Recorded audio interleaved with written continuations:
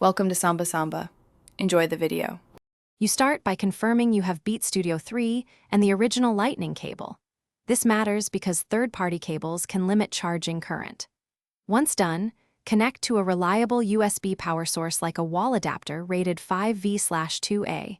USB ports on old laptops may not supply enough current.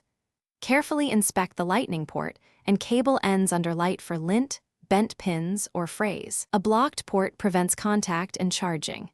If you find debris, power off the headphones before cleaning gently with a dry. Next, perform a full reset to clear firmware glitches.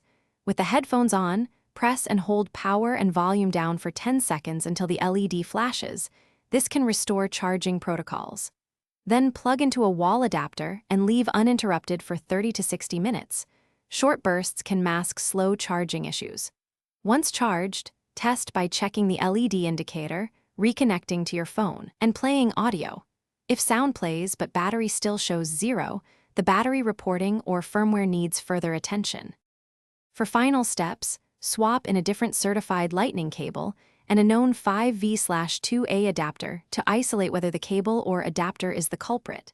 Inconsistent charging often points to a bad cable. If the headphones remain unresponsive, no LED, no charging, contact Beats or Apple for battery replacement or authorized service because internal connectors or the battery itself likely failed. One key troubleshooting tip. If the LED briefly lights then dies, try a different charger, and, if still failing, stop using DIY repairs to avoid damage and seek professional service. Thanks for watching. Consider subscribing if we helped you.